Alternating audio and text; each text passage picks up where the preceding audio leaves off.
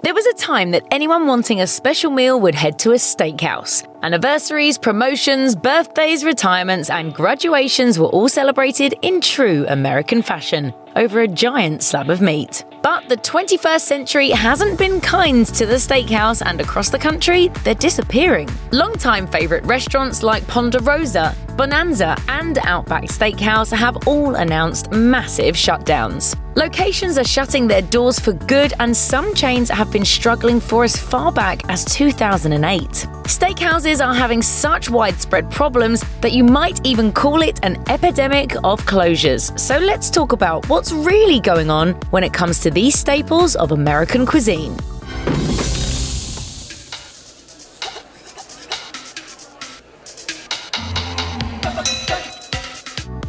Rising beef prices.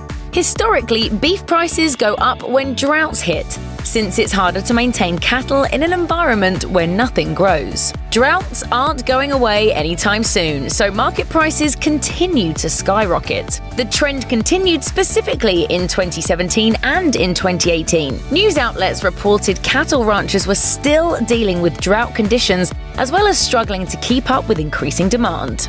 Prices are being driven up by that demand, pushed even higher as US beef exports also hit record highs. Production is struggling to keep up, but it's not enough. And that's hurting the profit margin of steakhouses across the country. When Wall Street favorite Ben Benson's Steakhouse closed in 2012, they cited rising costs of beef as a factor in shutting the restaurant permanently after their lease wasn't renewed. Fast forward to 2017, when the New York Post talked to steakhouse owners across the country. Some places saw their beef prices jump about 20%, and that's not the kind of cost increase restaurants can easily survive. Bang for your buck. They say you get what you pay for, and that's definitely true of steaks. While high-end steakhouses might be scaring away customers with their price tags, steakhouses that have been more accessible are finding they have another problem. People now know they're paying a premium for steaks that are no better than what they can pick up at their favorite grocery store. According to James Beard award-winning food writer Josh Ozersky, one of the biggest problems with American chain steakhouses is the quality of the steaks they serve. Most, he says, aren't serving USDA prime, they're cooking lower grades of steak. They often use tenderizing methods like poking the meat with needles, adding MSG, and using butter to mask the toughness and the texture. So unless you're prepared to spend big bucks at a big city steakhouse, more and more people are just opting to cook their own. Kobe beef left a bad taste.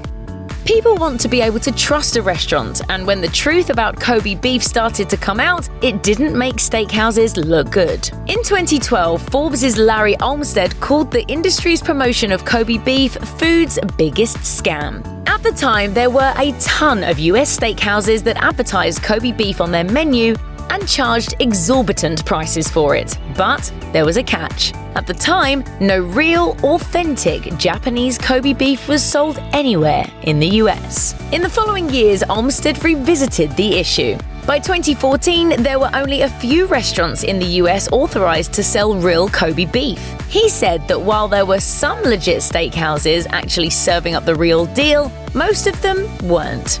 When Inside Edition ran their expose in 2016, they found there were even some Michelin-starred steakhouses supposedly offering Kobe beef and lying about it. I'm very embarrassed I work here. Hi. Hi. Animal welfare.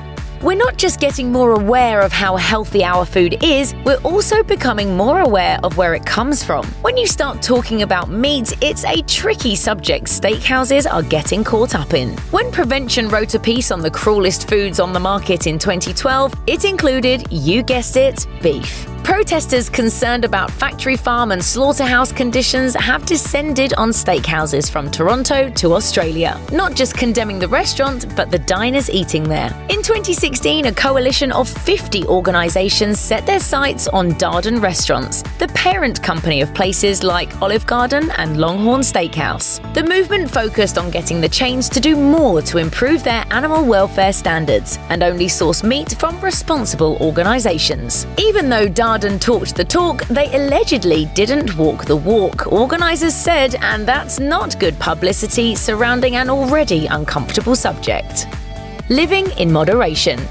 You are what you eat, the old saying goes, and there's something to that. The dining choices you make do, after all, say a lot about who you are. How about your favorite food? What would that be? Oh, milk steak. What? Milk steak. And that connection, says food writer Josh Ozerski, is at the heart of one of the big problems Americans are having with steakhouses. He describes them as closer in spirit to strip clubs or spas, places to which people repair for rites of costly self-indulgence. Both the steakhouse and the strip club seem to offer the most primal of pleasures, but the actual exchange is cynical, unsatisfying, and almost prohibitively expensive.